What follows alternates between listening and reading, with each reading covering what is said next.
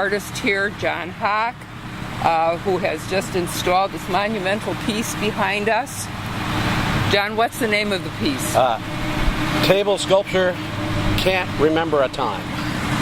Can't remember a time. That's right. I can't remember a time. Can you? Well, sometimes I can and sometimes I can't. John, It's meant to be a metaphysical statement, like, you know, sometimes you look into the abyss and the abyss looks back. That's very profound. That's it. Well, give us something to think about, right? Right. Before we talk further about the sculpture, tell a little bit about your background. You're involved at Franconia Sculpture Park. Yeah, I started Franconia Sculpture Park with two friends 16 years ago, and been running it for 15 years. And to date, we've supported over 545 artists from all over the world, mostly in the U.S. Currently, we have 80 sculptures installed there. And this year, we supported a dozen artists with fellowships, $5,000 a piece to create a new work, and supported 12 intern artists.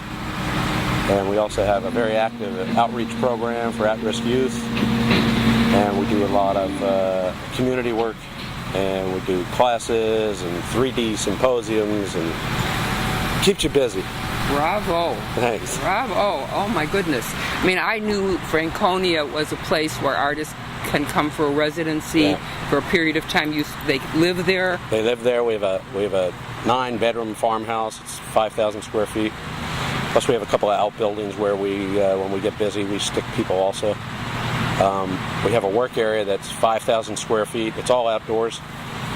But we have 6 20-foot tall gantries and a 10-ton forklift. We call Mother. And several cranes. And basically we help people challenge themselves to do new work that'll help their lives and their careers.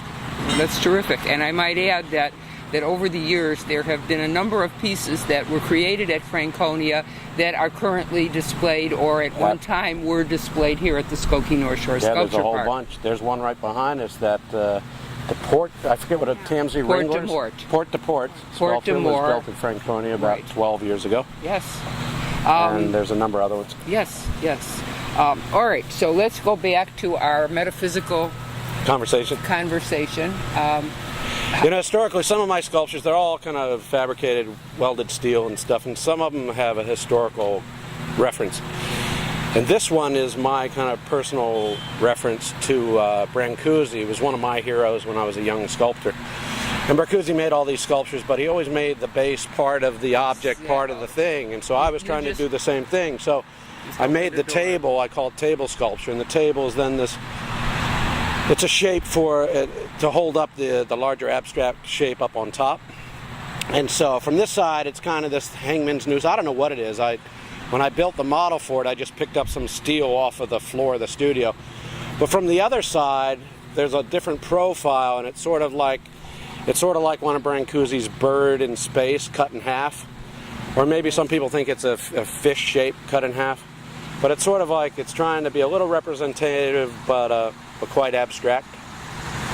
And so I built this model. It was only about 20 inches tall, or no, it was 30 inches tall. And I sent it down to Chicago Navy Pier, and they're like, okay, we want that sculpture. So then I had to build it. So I'm like, well, do I really build this thing? I'm like, yeah, what the heck? So I built it exactly to the maquette that I originally built.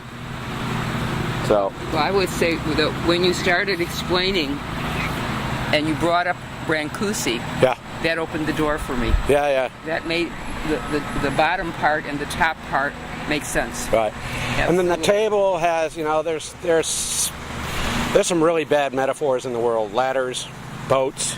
But how do you know? It's like they're graspable, and the table is another metaphor. It's like table nests, ladder nests. You know what I mean? What I see that really appeals to me very much is the fact that at the bottom, what you're calling the table, is a very recognizable shape. Right. It's a square. It's got rectangles in it, and it's something that no one will give a second thought to. Whereas the form on top is a simple form, but it's unique. No one has ever seen a shape cut out quite exactly like that, which makes it very appealing and very intriguing. that it draws people in and makes someone want to try to figure out some frame of reference to kind of hook onto. And for me, what is the best part of that shape is the space around it. Right. The space around it is absolutely beautiful when you think about that. It's funny, you want it to be like a poem or like a song where the poetry of it makes you think of something else. Or opens up your mind like, hey, or I never thought of it that way, or no, I'm seeing this differently. And really, truly, if you go over to that side, from over there, you see another single shape that's different than this side, too. Which is important in sculpture. Right. But how sculpture occupies space is crucial to this particular art form, and this occupies space in a very, very grand way. Plus, in a tornado, it's a great place to be because that base weighs 15,000 pounds, and you'd be safe under there. You could just hold on. You know. I'll keep that in mind. Keep that in mind. Yeah. I will absolutely keep that in mind. And the fact that you built this enormous thing. How long? People will ask that. How long did it take you to build it? The table, which is all like inch and 2-inch thick plate and stuff, I built by myself, and that probably took a couple of months, you know, every other day or something.